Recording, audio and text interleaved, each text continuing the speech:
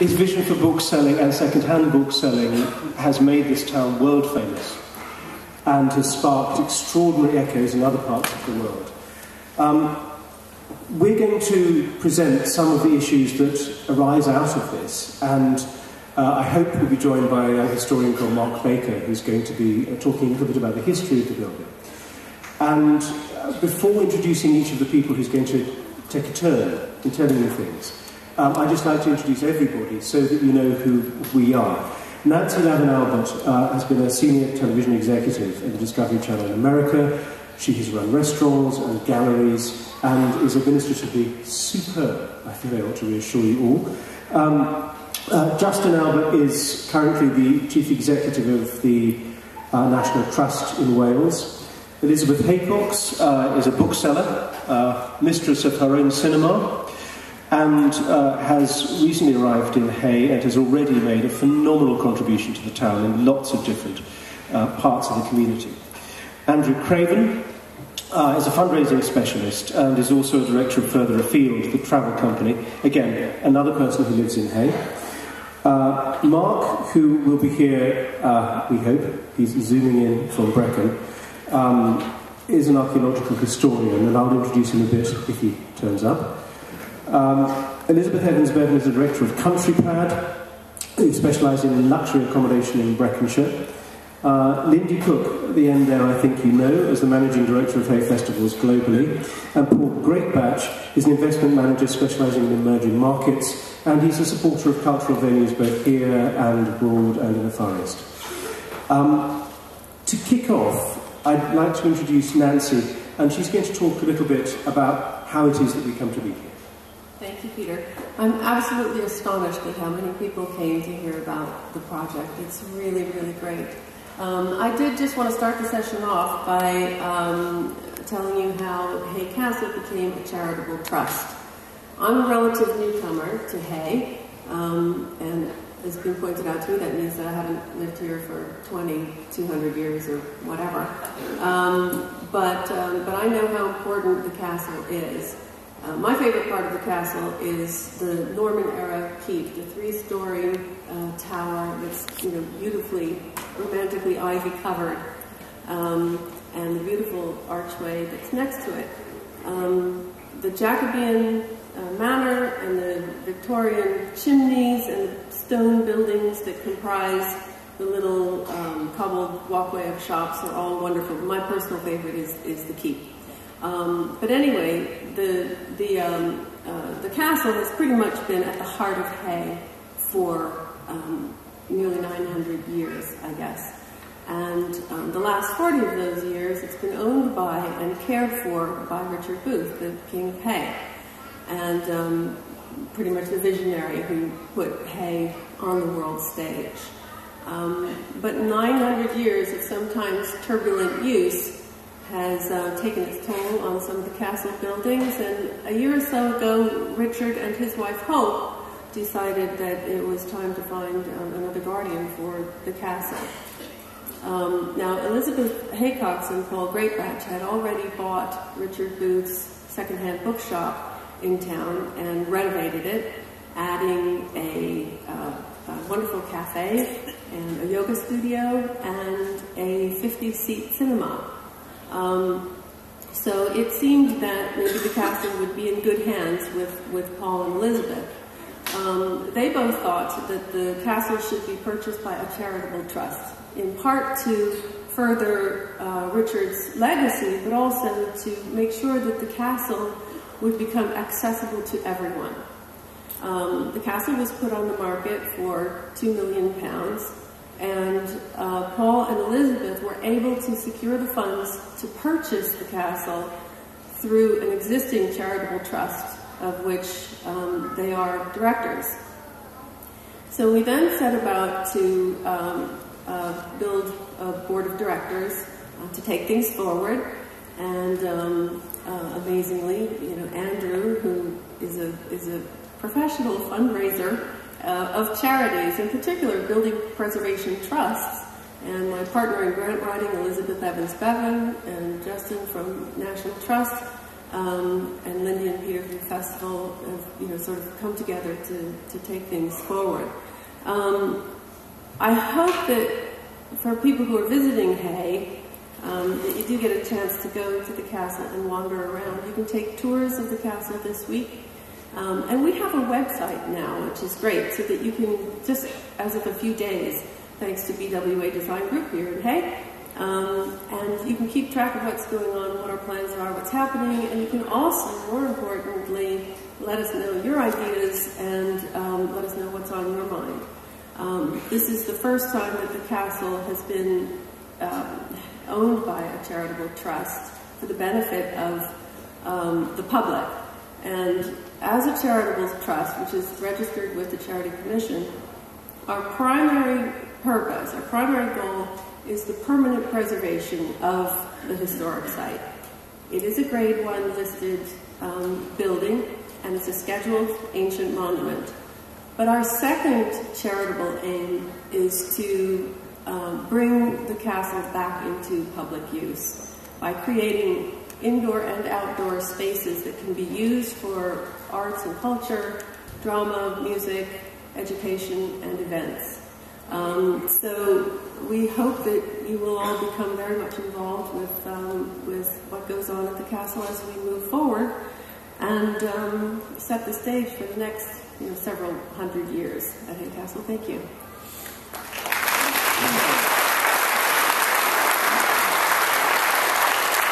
Nancy, thank you very much. Elizabeth, can you talk a little bit about the vision thing? Vision.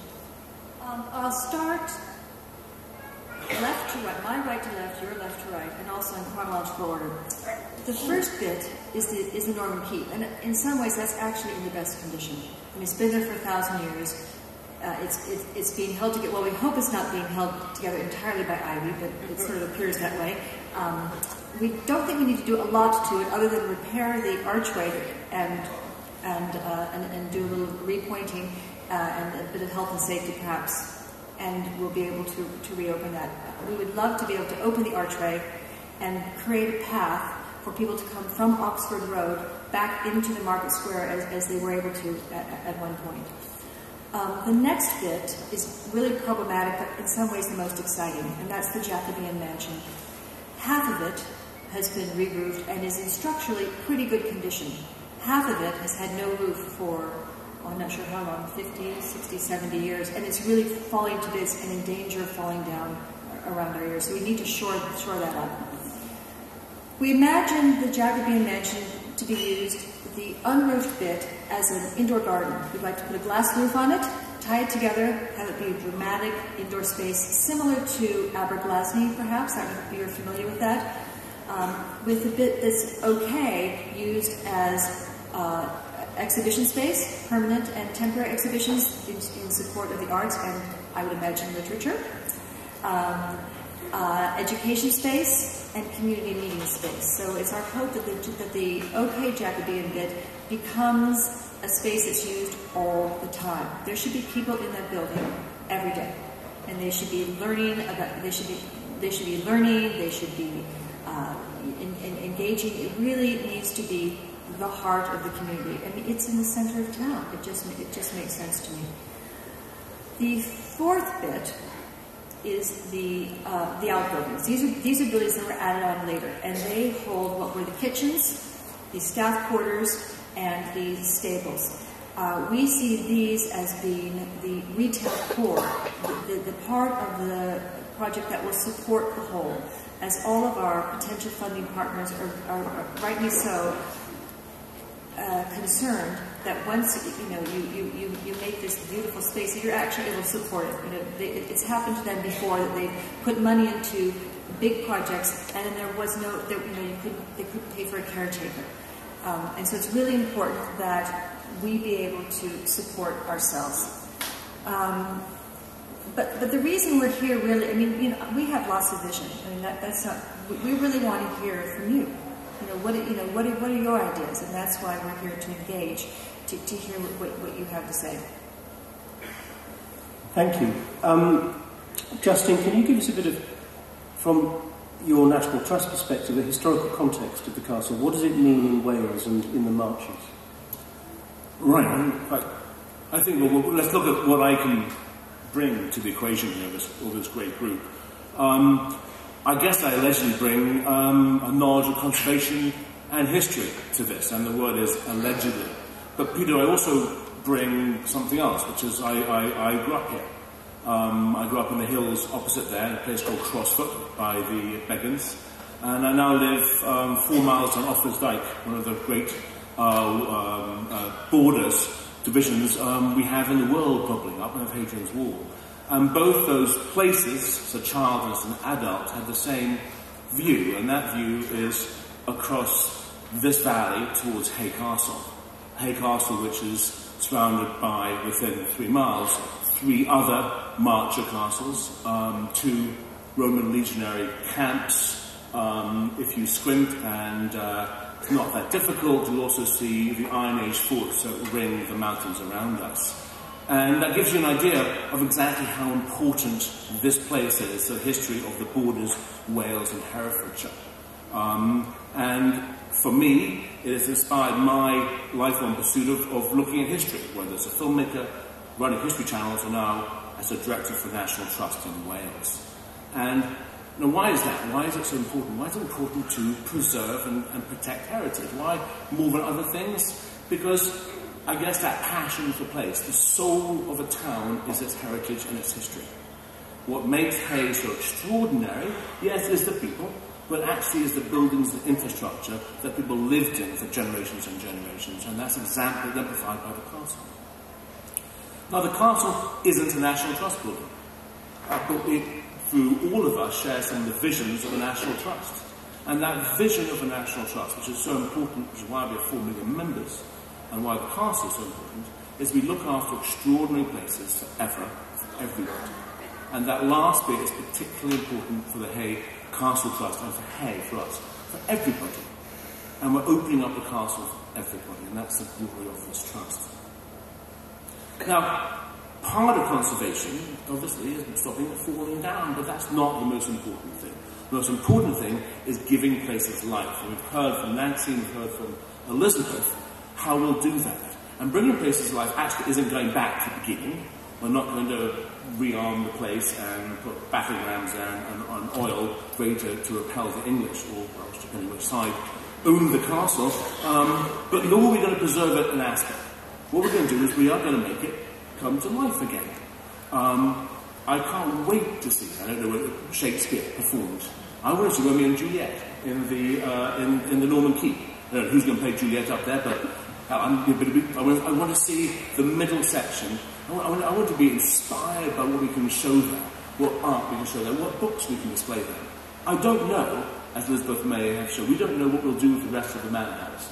But you know what? This 10-year journey, and it's a 10-year journey that will involve all of us in this community, will get the right answer. And we'll get it from listening to you and talking with you about what it is. And boy, do we have the resources to do it, with the team around here and all of you out there. Now, on that idea of a manor house, the manor house was where things happen. It's where traditionally good things happen, weddings and marriages, and bad things. Burning for the state, witches being killed, torture, all those fun things on the other side. So it's the centre of the community. And part of bringing Hay Manor and Castle back to Hay is that centre comes back in. The gardens are opened up, people walk through. The gates opened up, it has access. Gates need to be used, they need to be breathed, they can't just sit there. Obviously we'll preserve it, I'm a National Trust, conservation is in my DNA, but you do it in a way that gives people access and gives people understanding of their place in history. And we're going to make very sure that happens. I'm going to sort of shush now, because I'm going to answer questions later, but I do think, on a sort of slightly political view, with all my hats on as Hay Castle Trust and National Trust Director, the development we're doing at Hay Castle, the development we're doing at the buildings around it, with the businesses and the renovation, is the right kind of development for a city, for a town like this. It will eventually bring jobs, it will bring an inward investment, it will bring tourism, it will support the local shops, it's in line with the ethos of the place, it's about history, literature, art, it brings different dynamics. I want it to, and it will become a stark example of where we want to develop. And I have to say there's some developments here that are not where we want to develop. Thank you.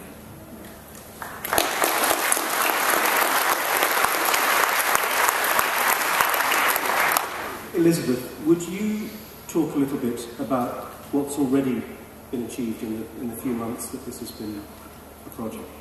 Yeah. The campaign to save the castle will attract funding from a wide range of partners, and we are already in a position to be able to thank several of them for their generous support. Brecon Beacons National Park, Glassy, which is part of Powys County Council, and Cadw, which is the Welsh Government's safeguarding body for Wales's heritage. The National Park's funding has enabled us to refurbish the world-famous Honesty Bookshop area, which is located at the bottom of the castle gardens. We've installed new outdoor bookshelves, beautiful oak framing with slate roofing, protecting the books all year round. We were also able to have flagstones laid to create a welcoming entrance to Honesty Bookshop. The park has also advised us and helped fund some crucial tree work, including the felling of some diseased beech trees, which were infected with a fungus, and heavy pruning throughout the grounds to make them safer.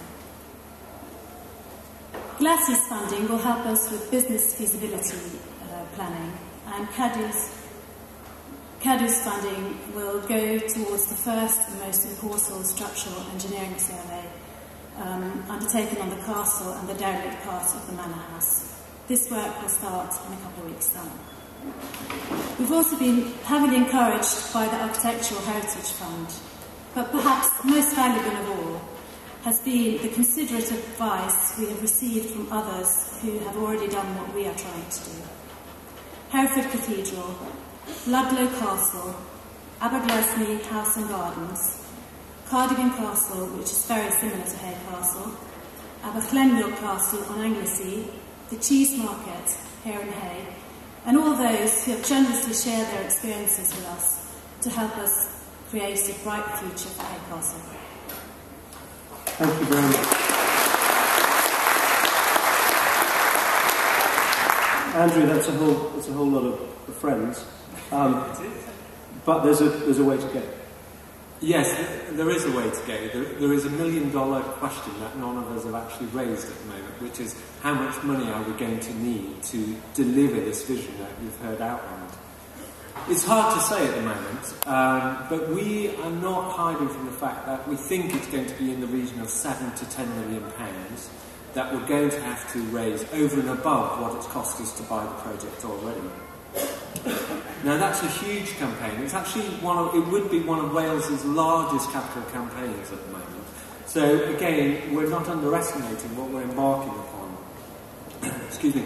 And to achieve that type of target, we're going to have to go well beyond the castle walls of Hay and speak to donors in Cardiff and most importantly in London, where I have relationships with many foundations. And what we're going to have to be doing is find the individuals, the donors, but primarily grant-giving trusts, who share our passion in education, engagement and learning. And they're going to be at the heart, as we've heard already, of this project. And we're going to be speaking to donors for whom they are critical to their charitable giving. Now, of course, of a project of this scale, we hope one of the cornerstone funders will be the Heritage Lottery Fund. And we've already had them come and do a tour, and I'm delighted to say the response was so encouraging. I've been in this game a long time now, 25 years, and it was one of the most positive first meetings we've had with a funder. There were several aspects of the project that particularly blew them away, one of which I wasn't ready for. The first was the castle itself. The castle is one of those places that we all know and we've all walked past it, but we've never actually discovered it. And on the day we took them round, their jaws were dropping at every door we opened, every vista that we gave them from the walls, and they really began to get a sense this has to be saved for Wales. So that was great. What also gave them the confidence that this was a project that could succeed is because we already owned it. And they were telling us that 80% of the projects they fund, one of the biggest hurdles they have to overcome is getting the property in ownership before any of the other plans can commence. So that was really encouraging to us. And thirdly, the other thing that they were so impressed with, we have a car park just across the road. And Elizabeth mentioned lots of projects there. And one of the biggest hurdles, Ludlow Castle, for example, nowhere to park. A wonderful project, but it's an absolute critical issue to them, there's nowhere to park. So with those bits in place, they left with a really positive message to us. But I don't want to, they could be in the audience actually, I'm in no doubt the hard work that we've got to do before we can submit an application. And I think an application could be 2 years away, well before we're ready to go back on the dial. And we're going to keep them informed with what we're doing. But one of the encouraging pieces of news we've received since that meeting was Nancy and I took around the Architectural Heritage Fund, which is another very important funding body. And similarly, they were delighted with the project, impressed with our overall vision. It's not set in stone yet, to the point that they have suggested that we immediately write to them to ask for some funding to help us with our application. And in particular, to do the important piece of work, which is the options appraisal. What are all the things we could do with this castle? What are the pros, what are the cons, and what are the costs? And from that work, we will then be in a position to present to the Heritage Lottery Fund our vision and our case. And very much part of that options appraisal work, which hopefully we should hear any day now they're going to help us fund, will be engagement and dialogue with the community, because we need that feedback. So that's been incredibly encouraging so far, but what's also been really great for us is the reactive response from the community, and people saying, I'd like to know more information, I'd like to get engaged. We're particularly grateful to Mary Morgan. I don't know if she's in here somewhere. Mary very kindly came forward and said, look, if you're thinking of setting up a Friends programme, I'd really be keen to get engaged. And Mary has helped us drive that forward. And the Friends will be an opportunity for everyone to get engaged, to go on behind-the-scenes tours, meet the experts that we will be speaking to, have a dialogue with our visions as they're coming forward. Do you like them? Do you loathe them? And that will all be part of what we hope the Friends will become. And there are some leaflets on the way out, by the way. We're in no doubt of the challenge we're embarking upon. But I certainly have never sat on a board where the organisation has not raised the money that's needed. It's sometimes taken a little bit longer, but we've always got there in the end. And having met this team and knowing the community of Hay, I'm absolutely no doubt that this is going to succeed.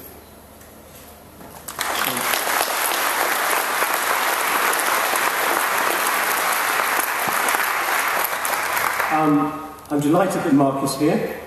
And before opening this up to the floor, because I know that there are a lot of people who do want to ask questions, I'd like to just invite Mark to tell us a little bit about the building. Thank you very much. I've got a short slideshow. I'm Mark Baker. I'm from the Department of History, Archaeology and Religion at Cardiff University. And one of my specialisms is looking at buildings at risk, particularly in Wales. And I first came to Hay around about 10 years ago for the research of a book called Forgotten Welsh Houses. And I was amazed by the beauty of the castle and how it's situated within the town. And this is a late 18th century engraving showing the front that overlooks Castle Street. And I wanted to place the castle in the context of heritage in Wales currently. And there are several other great castle buildings that are at risk of being lost and need restoration. This is Gryth Castle up on the North Wales coast, one of the great wonders of Wales, and built on the designs of various architects such as Charles Augustus Busby, Thomas Rickman, and so on and so forth. It was the largest built structure in Europe up until the building of Crystal Palace. But it's now a roofless ruin. It went out of use in the 1980s and was asset stripped. Close to the home is Rupera Castle, between Newport, Cardiff and Caerphilly, the great home of the Morgan family, the sister house to Tredegar. Rupera was burnt out on the night of Pearl Harbor and is now a roofless ruin. And here's a photograph taken last year, and the towers are at risk of collapse. But with Hay Castle, there's a real vision for its resurrection, and the next couple of images are from the early 20th century, from 1914, when the Dowager Lady Glanasque was living at the castle, and it had gone through a restoration by the architect Caro, and was really one of the most sumptuous houses in Wales. And this is the famous south front with its Dutch gables, and I wish I had a pointer to point out all the different things, but there was a wonderful Jacobean staircase in one of the corners of the building. And through recent research by the Royal Commission, they discovered that this building wasn't added on in 1660, but is actually a lot earlier, built probably during the reign of Charles I. And there's hints of what was like, what life was like in the castle, what it was like to be inside the building, and this is part of the Jacobean staircase, one of the finest we had in Wales until it was lost during the fires of the 20th century. And I just wish to give the team my greatest luck and best wishes for the restoration. So thank you very much.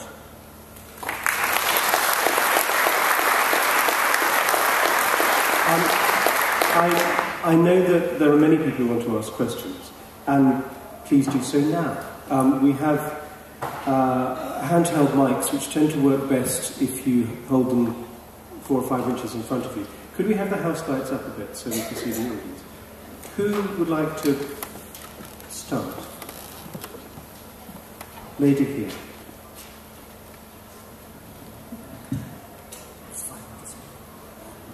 Thank you very much. We're all grateful to you for taking this on, particularly Paul, from whom we've not heard. Is it Paul? I wanted to address this really to Justin, and also to say I think we're jolly lucky at Hay that the director of the National Trust for Wales is one of us. That's a big plus. And we are interested to know how you can develop the castle alongside other attractions here. There are very few houses that one can go to, and we'd like to know if you've got any ideas of how you can work that in with other properties. So perhaps it's one for you, Justin, initially.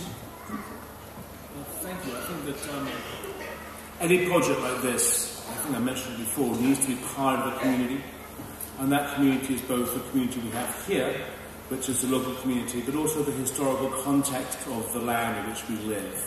And I think that we are, I don't know the rate, but I know, as we heard from Mark, we're losing buildings. Not just grand castles, but small castles, Roman forts. We're forgetting things along the way.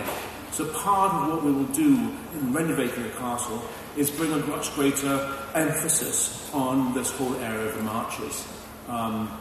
Yes, and you're quite right, there are a lot of places at risk, and a lot of stories that are being lost. And I guess if there's a plea I have, and maybe it's not quite appropriate here, but is that as you talk to your parents or you talk to your grandparents, make sure you write down these stories. These are the stories that make a town, a village, a land, a county work. And if there's anything you can do within this area, in Hay, to preserve it, that's what we'll be doing. Yeah, gentleman up there, and then actually the gentleman here first, because that will take longer, and then we'll go to that one. Just guy in the gap. No, further up. There. Thanks, Peter. I noticed you're aiming for preservation and conservation rather than restoration, and I wondered if there was some thinking behind that. Nancy, would you? Sure. Actually, Mark, thank you so much for joining us. I'm so pleased. I thought that Mark was going to mention something when he showed the photograph of the remnant of the staircase from the Jacobean mansion, because as he knows, there actually is another Jacobean staircase, not quite as grand as the one that was in Hay Castle, but from the same era, in full, in 2 stories high and in really good condition, and has been in storage for about 100 years. I thought he was going to mention that because several people are very excited about the possibility of purchasing that staircase and reinstalling it somehow into the mansion.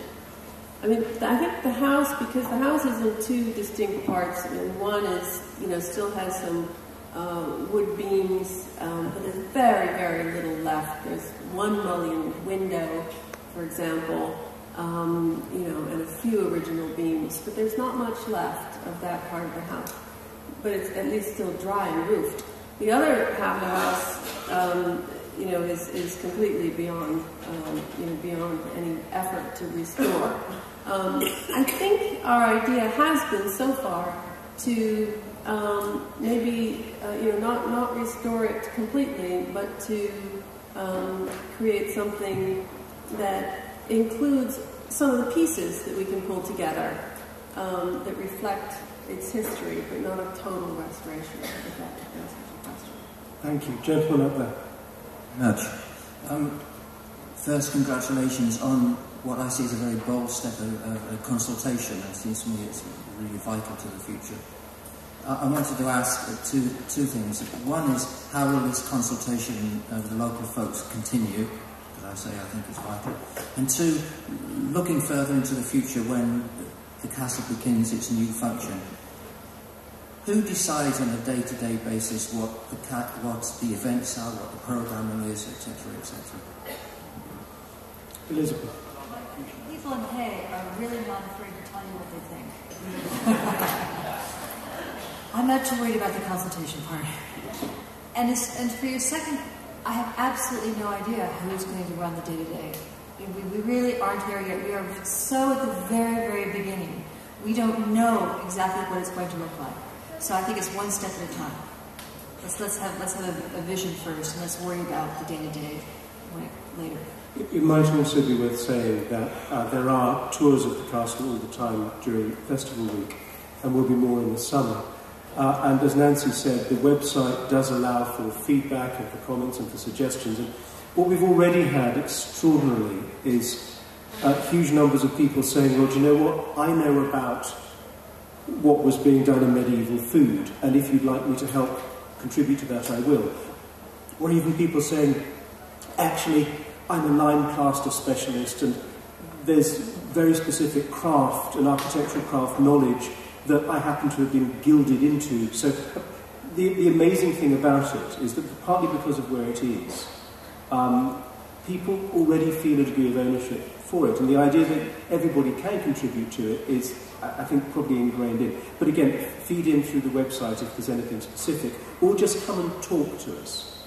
Nancy and Elizabeth particularly are here all the time through the bookshop, and are the most approachable people I know. Is very clear about what they expect us to do. We need to teach a craft, a heritage craft. Peter was just mentioning lime mortar. That's what they do at Cardigan Castle. They teach lime mortar and they teach Welsh. I think we probably won't do the lime mortar. Perhaps cookery. That's something that we have experience with here on the board. And there aren't a lot of other traditional, culinary institutes in Wales. That's just a thought. I'm not committing to that, but we don't get to decide everything ourselves. The people who give us the money will have a hand in that as well. Can I just ask, what would you like to see? I would like to see it as a place where people hang out. I would like to see a version of a chapter art centre. I would like to see it as a really important educational resource for local people, where culture with a small c is taught. Painting, photography, etc., etc. I wouldn't want to see it as a Lincoln Art Centre. I think you'll be fine with what we're going to do. Paul, do you remember, about a year ago, we sat down and you were talking about the hanging out thing, about a meditative space in the garden. Yes. I thought of a few things to say about it, but Hay Castle is indisputably the visual and aesthetic centre of town, and I think what we've heard today is that we and the entire community would want it to be a continuing part of the cultural and social capital of the town. Just to put that into personal terms, when I was at my first Hay Festival, I think like most people, I was just overwhelmed at what was on offer. Just the intellectual and emotional immersion in the events. And that went on for a week, and at one point my mind reached overload. And I sat in front of where the bookshop is now on a perfect sunny day, looking at the hills, looking down at the town, and it was all clear. There was nowhere else in the world that any sane person would want to be on that particular day.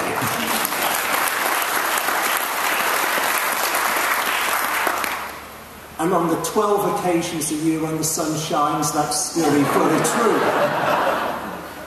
So, yes, there will be things happening there, that it will be a space where people can go and thank their lucky stars for being an inhabitant of Hay or a visitor to Hay. Okay? Oh, come on. Oh, okay, right. First one here, next one there, and then chap over here, please. No, actually stay there because there's a guy with his hand up there. The festival is obviously making a significant contribution to this project by publicising what's happening and allowing us to sort of pick up leaflets. I was just wondering if you had any more specific plans to link the festival to fundraising, for example, by inviting people who are purchasing tickets online to make a donation to the castle, because I appreciate that you obviously have to raise a huge amount of money, and obviously very large donors are going to be very helpful there, but lots and lots of small donors could also be helpful too. Can I say I didn't plant this question? I swear to God. Andrew, do you want to talk? The straightforward answer is yes. I mean, this community is an extraordinary community with amazing resources, cultural, social, economic, and most of all, a kind of bizarrely, we are like the big society writ small. Everybody lives here because they want to, and actually we know we're all interdependent. And the economy, the farming economy, and the retail economy, and the tourist economy, and the cultural economy all work together in whatever form they can. So yes, I think everybody in Hay buys into this, or can buy into it.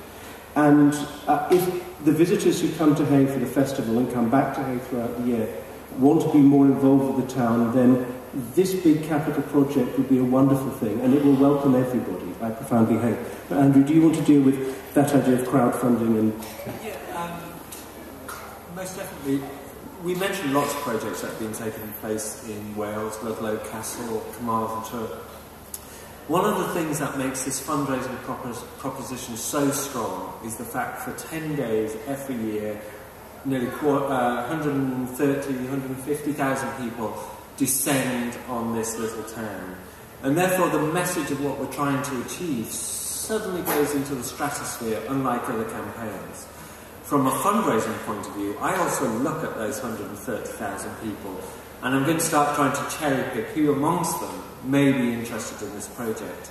I've worked on many architectural heritage restoration projects, and I happen to know that Telegraph readers are very generous. So I particularly, but there is room for the small donation as well, and they will be incredibly important to us. And the multiple effect of the odd £1, the odd 75p will be hugely important to us. Towards the end of the capital campaign, normally what happens is a big public appeal is launched. And for many organisations like the British Museum, this was about engraving a pane of glass for the Great Atrium. Sometimes it's buying a brick, sometimes it can be a signature on the wall, like the Globe Theatre. We intend to do something like that, but incredibly creative and relevant to Hay and Wine literature. What it is yet, I don't know. It will come towards the end of the campaign. But be sure there will be room for a donor who's only able to give £1 or £2, which will be incredibly important to us. Patrick, can I just say, the Honesty Bookshop could use some books. So if you'd like to make a contribution of a book, that you'd like to pass on to somebody else, feel free to leave it in the bookshop. And all the funds that we get from the Honesty Bookshop will support the castle. Okay, there's a question from a guy up there, and then we'll take another one from down the front. Hello. Congratulations from me too. It seems to me there is a bit of an elephant in the room at the moment. It's very interesting to hear you say that you want the castle, it is in the centre of town, and you want it to be full of things that happen in the town, which seems to be the opposite opinion to which Paris has at the moment, which is you can put everything that needs to be in the town up the Forest Road, like the school, for instance. And that also, of course, brings in the question of what someone was saying about the vistas from the castle and the car park. And I was wondering whether the funders who came had any idea of the plans possibly to build a supermarket in the car park, and whether that might affect their opinion as to whether it would be worthwhile funding it. Do you know what? The straightforward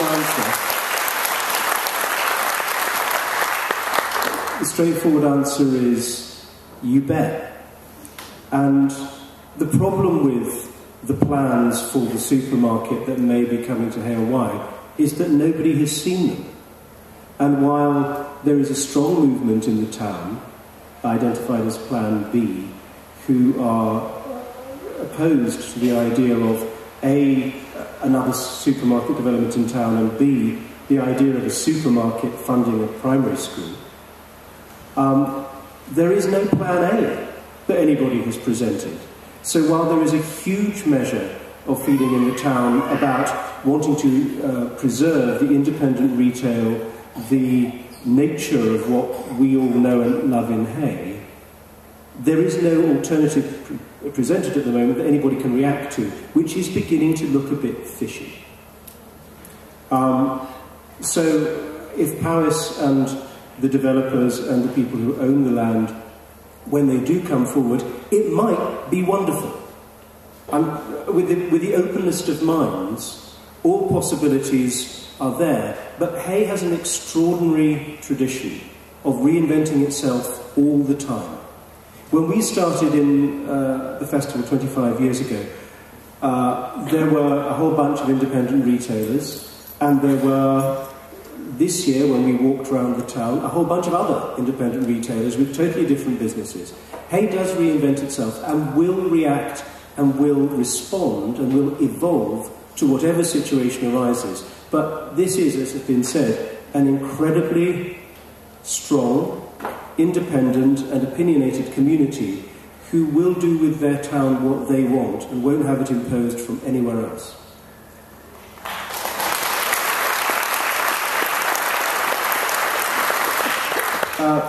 Sorry, gentleman here, and then a gentleman left. I assume this is on, is it? It is. Yes, yes, given the importance of culture and tourism to Wales, and the fact that the Welsh are very good looking backwards, I'm gratified by what you've said about the future of the building and the fact that it should re-emerge as the hub of the town.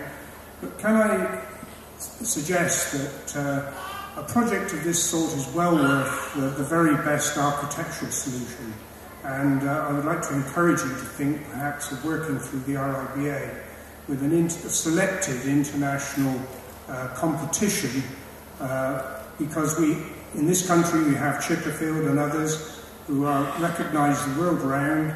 You can see what our architects, Spanish, Japanese, have done for historical sites, which add an extra dimension to the attractiveness of the town. and demonstrates that not only are we careful and cautious about retaining our history, but also advancing into the future facing the right way. Thank you. That's a great question. Justin, do you want to deal with that? Nothing to deal with. I think it's absolutely right and spot on. I think you said it better than I could ever say it. Heritage, culture and buildings are living, breathing things that our castle has been built on over 900 years. And the fact that we can go out, and the National Trust, we're doing this, we're going out to architects to find new ways to interpret buildings. Particularly one like this, because there's so much opportunity. So I think absolutely right. I think that there's a real place for modern architecture and for the RABA to work with heritage and work with conservation in a way that isn't preserving things in an aspect, but take it forward to the next level. Thank you. Gentlemen here. You've got a great resource and I wish you every luck. Hanging out is a really nice idea, so have you got any specific ideas of how you make the whole thing relevant to people who are under 16? I don't know whether there are any goths in Hay, but it would be great if they felt they could hang out there.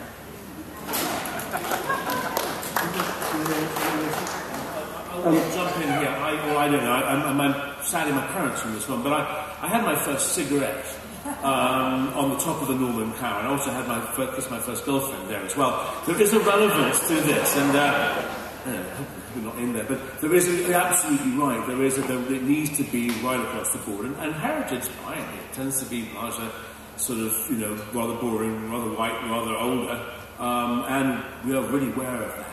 I think that all of us around here are committed, all of us, 8 of us, are committed to make sure that this is all aspects, and it has to be under 16s as well, which we have 2 between Nancy and myself, and actually all of us, 4. Yes.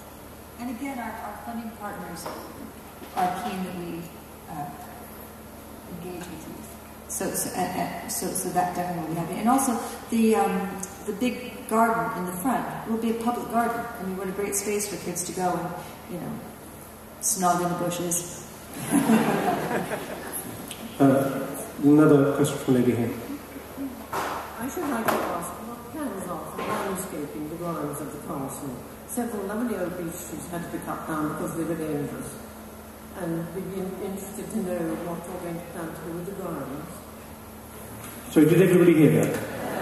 It was a question about what plans there are for landscaping the gardens, and the lady quite rightly has noticed that many of the beech trees have had to be severely pruned in order to protect them. Nancy, would you like to do that? Sure.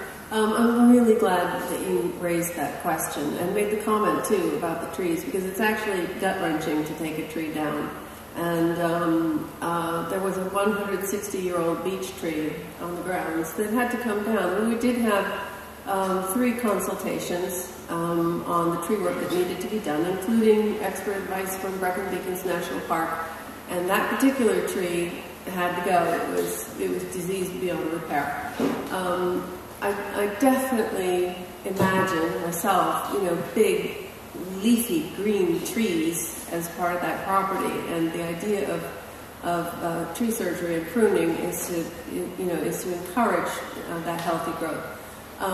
But we also there's lots of space around the Great Lawn and around the carriageway for some spectacular gardens. And we don't have plans in place yet. That's wide open. But we know that there are a lot of really interested people who have expertise in gardening, both historical gardening and also gardening specifically for public spaces, because it will be, heavy use, high use. So, we hope in the coming years to come up with something and start building on it pretty quickly that will grow into, gardens and open space and lovely trees too. So thanks for that.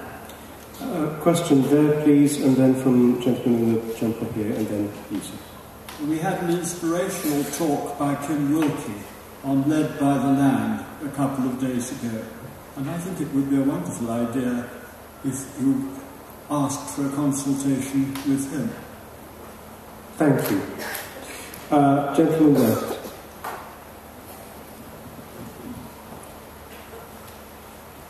Sorry. finger if I come back to it. I'm a strong supporter of the campaign for dark skies, and even at this early stage of your deliberations, can you please make sure that whatever lighting you use in the castle, it is consummate with that of making sure you don't spill any light into the sky, and be great if the whole of Hay were done like that, and I know Brecon will support it very much. You've got 8 people nodding here. Open door. Could you this man has been unmicrophoned for too long. There seems to be widespread agreement amongst the community that Hay needs a new community centre to replace the derelict buildings in the middle of Hay.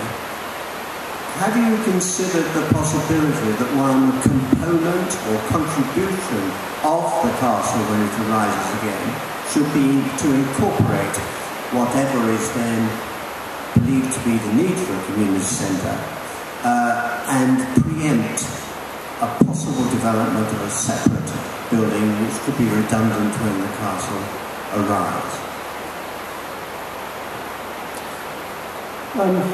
Elizabeth, do you want to deal with that, or can I? Feel free.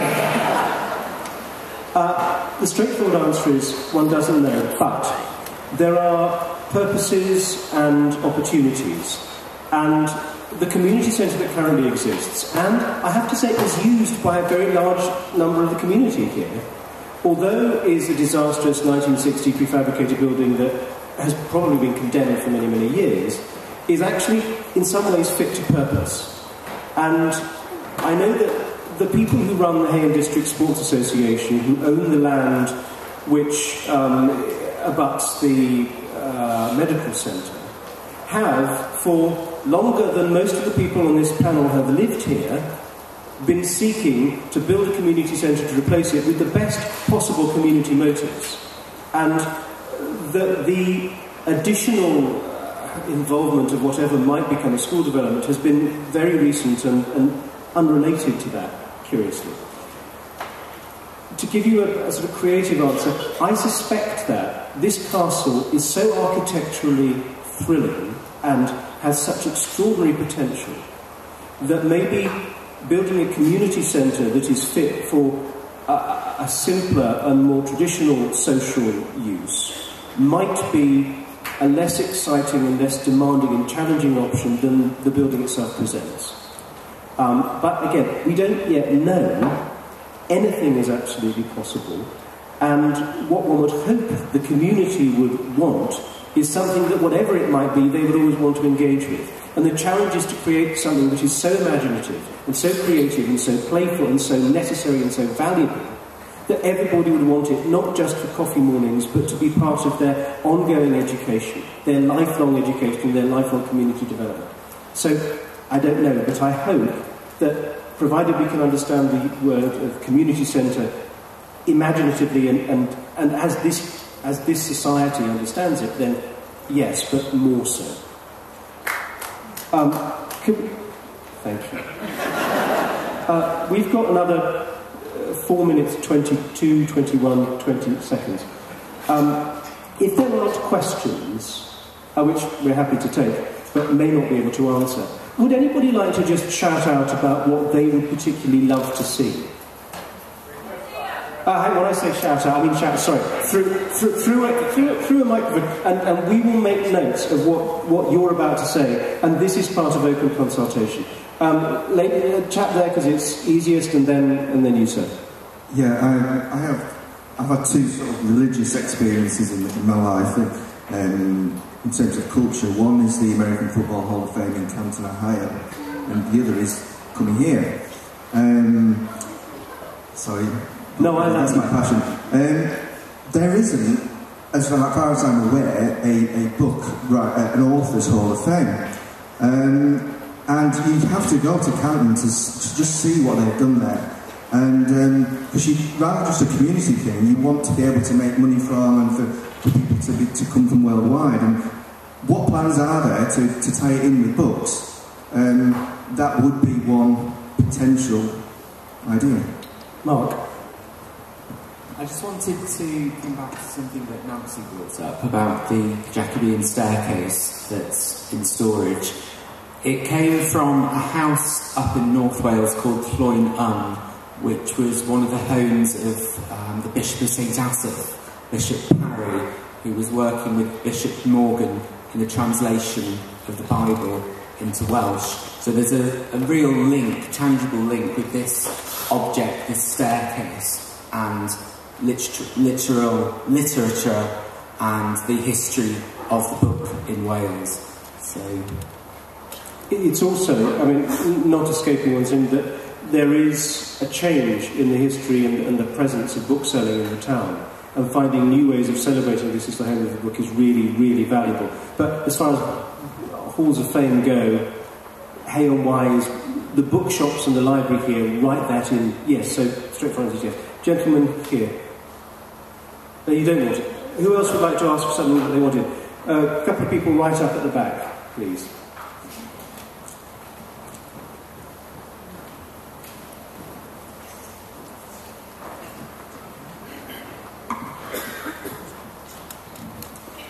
I'm a visitor and have been here quite a lot. I'm also an educationist, and I think you've got an amazing opportunity here to involve the youth and the older, more experienced people. What I would like to see it set up in lots of parts of the country are older people developing ideas and skills with younger people, but also taking it into a retail opportunity so that the young people learn the skills of running businesses and taking responsibility for themselves and their environment. Thank you very much. Lady, just a few steps down. Come on down and you... Somebody in the front of the back bit there? No? Anybody else? We've got another 54 seconds. Oh. It's just a really ordinary practical thing. You mentioned the car park and how surprised you were that anybody's interested in the car park. It would be a wonderful opportunity to try and persuade whoever it is needs to be persuaded to plant trees in the car park. Because it looks so much nicer from the distance. It looks terrible here car park when you're walking in the hills. And it's also very good for you who have dogs, they can be in the shade. So if the castle's going to look as beautiful as it is, and be as wonderful as it clearly is, it'd be really nice if the car park could be a tiny bit nicer than it is now. Thank you. We've got time for one more. Lady here, please. Can you just...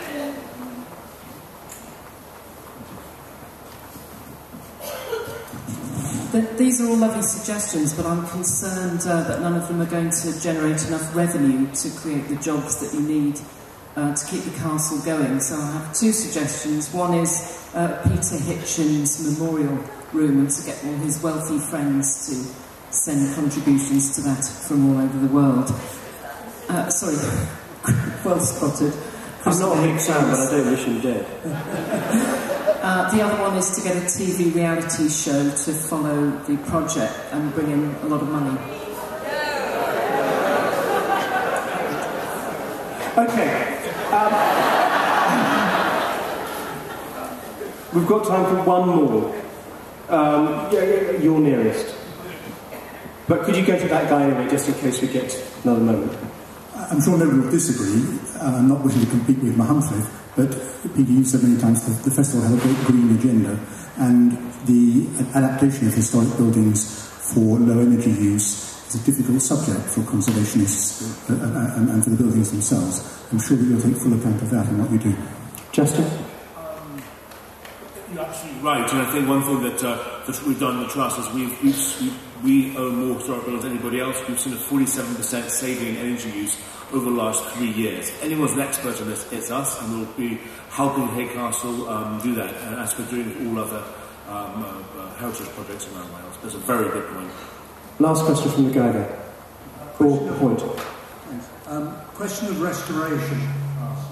There's a lot of very talented craftsmen. I'm not really myself, by the way, but a lot of talented craftsmen. Will any work on the castle go to local people? I've seen so many projects around here buy in Labour from elsewhere when they didn't need to. Thank you for your question. I'd like to leave this last answer to Elizabeth Haycox. Absolutely. That's it. Thank you very much indeed for coming.